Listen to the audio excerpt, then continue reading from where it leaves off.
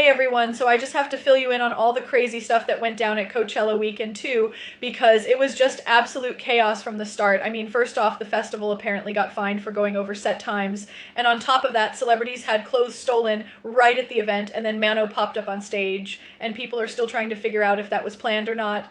Plus, there were these wild rumors about mass food poisoning spreading around, so it was just one thing after another. And then, after all that, people who were actually staying at the campsites started saying everyone just left all their stuff, like tents, chairs, even brand new outfits, just left them behind like they didn't even care, because people basically bought all this stuff just for the weekend and then walked away. So now it's thousands of dollars just sitting there, and people online are going crazy trying to figure out how that even happens. And then, on top of it all, people noticed that food lines were weirdly empty this year. Like, some folks were saying it was because of fitness trends, like everyone on Ozempic or these appetite-suppressing things, so the usual food chaos just wasn't there. But then it got even wilder when people started saying they got sick after eating at some of the pizza vendors. Like, you'd see these posts saying, did you get sick after this? And people replying yes hours later, and now everyone's wondering if it was norovirus or just some kind of festival bug, but nobody really knows, and the stories just kept going. And then there's this whole cat's eye thing. Fans were picking up on these hints about new music, but at the same time, Manoa was appearing solo on stage during Pink Pantheress' set, and people are still debating if that was planned or just a random moment. And then, on top of that, some fans were saying Danielle might have been in the crowd watching, but people are still arguing if that really happened or not.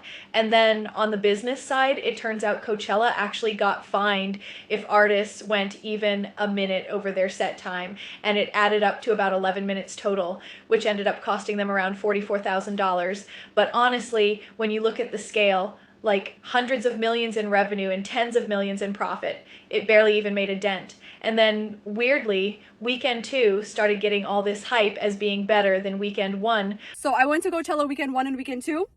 Weekend 2 is the winner. Weekend 2 is the winner. And the weekend's not even over. The way every single artist was feeding us. First of all, Justin Bieber's performance last night, perfect. Perfection. He does You Smile, Up, As Long As You Love Me, one time. No pressure. What do y'all know about No Pressure? I did not think he would ever perform that. Ever again. I'm not a huge Big Sean fan, but Big Sean on a Justin Bieber song, that's a different story. I am so happy I went. Never have I ever seen a Weekend 2 this good.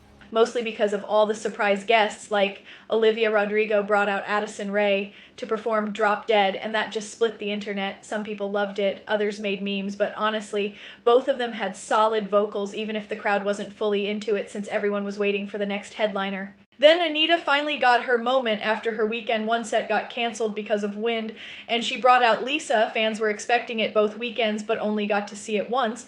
And then Pink Pantheress brought out Zara Larsson for Stateside, and Zara even dropped this surprise announcement about a remix project, which was wild. Karol G brought Becky G out for this total G family moment, and Sabrina Carpenter brought out Madonna, and that performance was honestly one of the biggest highlights of the weekend. But then right after that, it took this crazy turn because Madonna said that some of the vintage pieces she wore, like those jackets, corsets, and dresses from her personal archive, went missing right after the show, and she even said she's offering a reward to get them back because those pieces mean so much to her history. And honestly, it just added this whole other layer of drama to a weekend that was already wild in every way.